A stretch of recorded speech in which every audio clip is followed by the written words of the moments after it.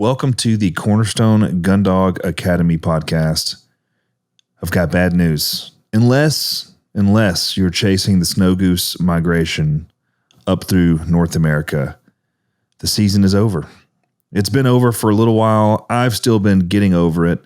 I was able to hunt early season teal all the way and dove all the way through late season snow geese into the middle of February, and I feel super fortunate to have been able to hunt as many days as I did. Always wish I could have gotten more in, but got some good ones and was able to work dogs in all different kinds of environments on all different kinds of birds, which was, as I'm sure you guys understand, lots of fun.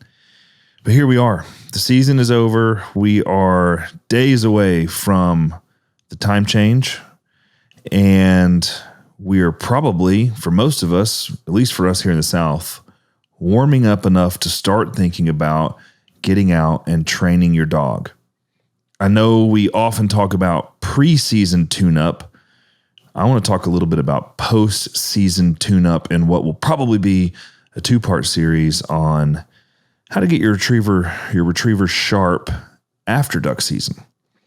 So inevitably, even a seasoned veteran retriever is going to make some mistakes during the season. And I hope that whether or not you take actual notes, record a log, or whatever it looks like, I hope that you have some sort of mental note or understanding about the shortcomings of your dog this past season.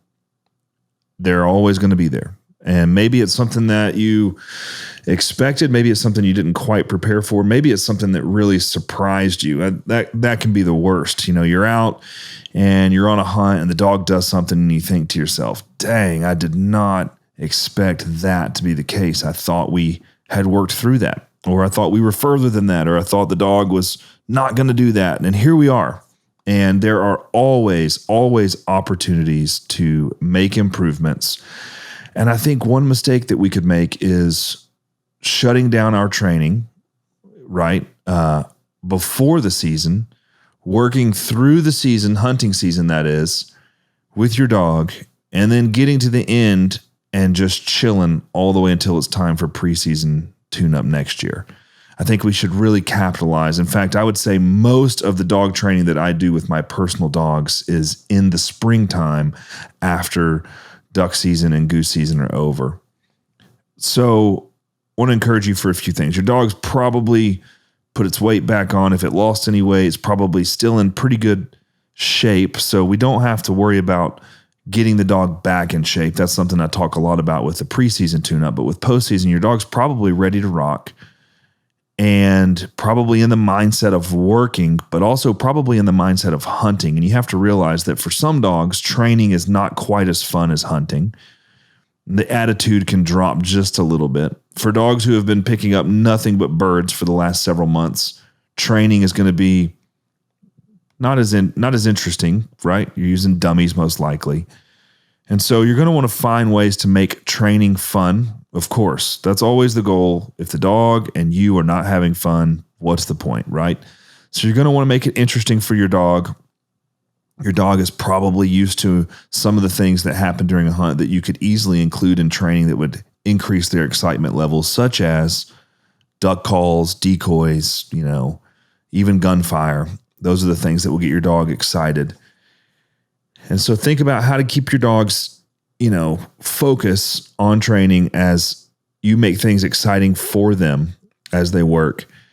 And then think about the particular problems that you may have faced during the season. Sometimes those problems can be fixed pretty easily after the season, and sometimes it's going to take, maybe from now until next season to work on those.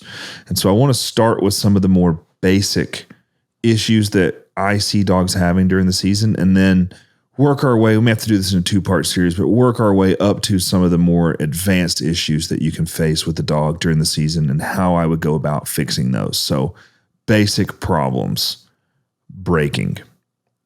If you had a dog who broke during the season, I really do hope that you addressed it while it happened, but let's just say you struggled with it throughout the season. Off and on, the dog just was a handful, and lots of times when either you shot or your buddy shot, the dog would take off.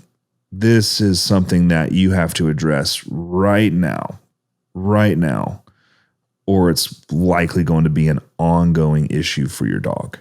And so what does that look like? Setting your dog up in scenarios where, number one, if they break, they're not going to pick up a bird. The reward cannot be there for a break, especially in a controlled training environment. So what does that look like? It probably looks like having someone help you train and having that person throw lots of marks that would encourage breaking, splashing birds right in front of the dog, hays, lots of gunfire, maybe even throw in some birds that you kept from the season. And you probably know the scenarios in which your dog breaks. And look, I get it. Sometimes dogs don't break ever in training, and they do break in a hunting situation. I get that. We'll talk a little bit about that later. But creating that environment of excitement and making sure that if the dog does break, that your thrower, your bird boy, your helper, can get to the bird before the dog. You really want to make sure that they can get to the bird and you remove the reward. Another thing you can do this postseason is train with other people. Anytime you can train with another dog and encourage your dog to honor, this is going to be super beneficial for your dog's steadiness. And so I encourage you to have some type of dog stand, whether it's a Momarsh or a Cato board or a dog blind or a platform that you've built. And then just work on putting your dog on that and having them stay on place while another dog is being worked. Even if they're not as tempted to break during training, they will likely be tempted when another dog is retrieving.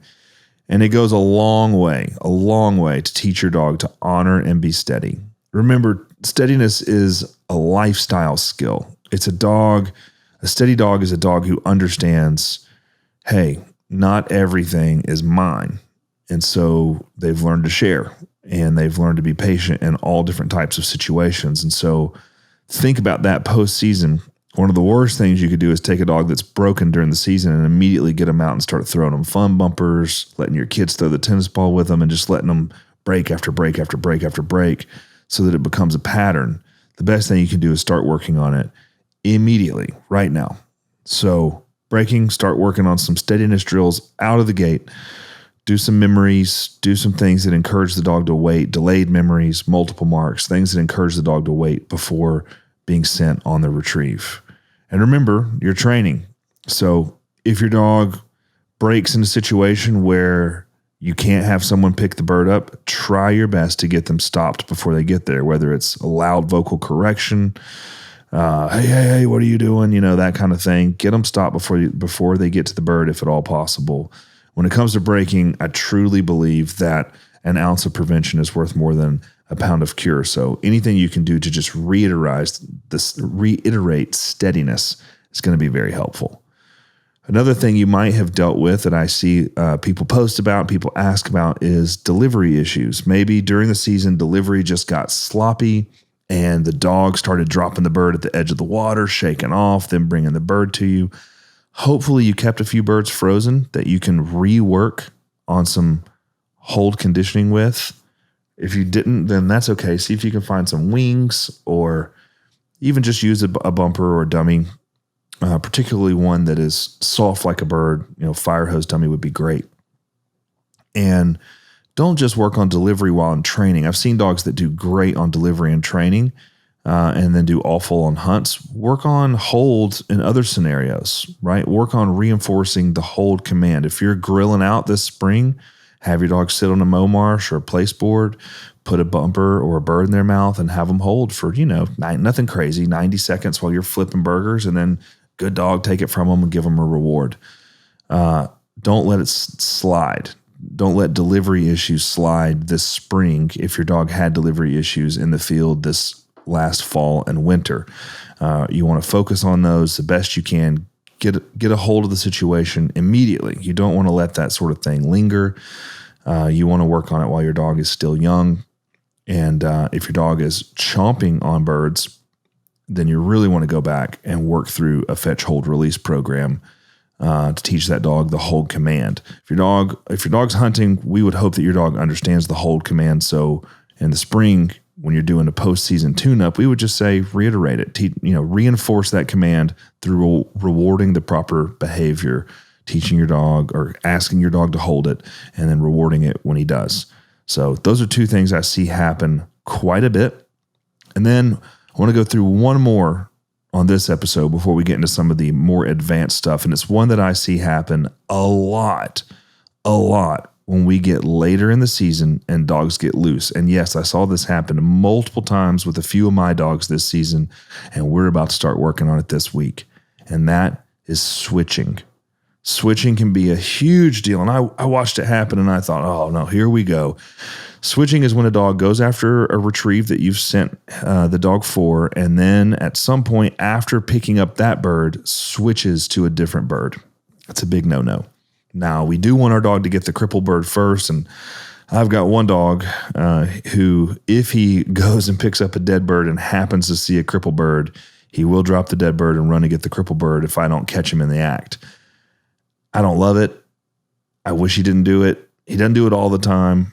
I'm going to work on it a little bit, but at the end of the day, I'm glad it's not the other way around. You would never want a dog to drop an alive bird and run after a dead bird. Either way, switching is a big no-no. And so think about ways that you can incorporate diversion birds into your training. You can do it with literally any drill, any mark. And think about the diversion that you're offering the dog during the drill. And what I like to do with dogs who are prone to switch is I like to offer something a little bit more enticing as a diversion than the retrieve that they're actually picking up. So, an example, I have a dog who really loves tennis balls and just thinks dummies are okay. And so I might run, let's say, a wagon wheel drill. And I'm just using the wagon wheel drill to work on cleaning up some delivery, some line manners, my heel work when it comes to sitting on a blind. And every third or fourth retrieve on the wagon wheel, I may toss a tennis ball right into the path of the dog as he's on the way back. Again, the temptation is for the dog to switch from the dummy that he just thinks is okay to the tennis ball. And you may not use tennis balls. You may want to use a wing or a bird, something that is more enticing than whatever it is the dog is currently holding. And I reiterate the command as I throw it, hold. And as soon as the dog delivers what it's already carrying to me, I give it the reward it's looking for, the tennis ball. Good boy. I send it on his name. And you can incorporate that into any drill, any marking scenario. You can incorporate it into obedience sessions around the house. There's lots of ways you can do this, but you want to reiterate this throughout the spring and summer with a dog that's prone to switch so that you really are rewarding the act of ignoring something that is enticing and bringing you what they already have picked up. And again, the reward is just going to get it afterward. And if you have a dog who is prone to switching and they switch when you do that drill, all you need to do is add a little bit more angle to the way you throw your diversion.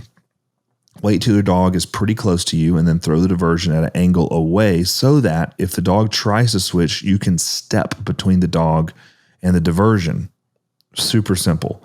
And so once you step in between the dog and give it a no, I would recommend with the dog that tried to switch, I would do another couple retrieves and then try the diversion again. I would not let them pick up the diversion after they've tried to switch. I would make them sit and walk out and pick it up myself.